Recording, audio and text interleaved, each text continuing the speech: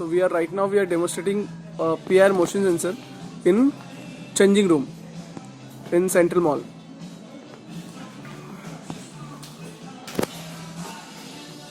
Right now is light on sensor.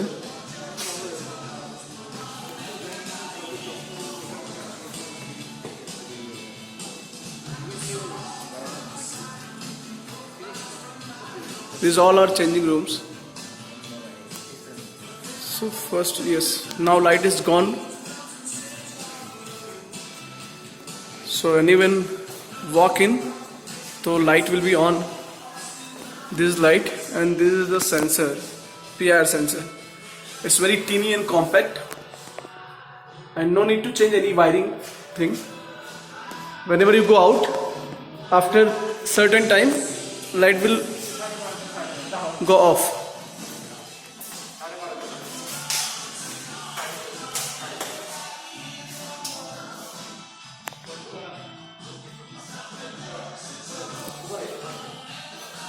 Yes, like this. So it can be save your electricity bill by saving energy.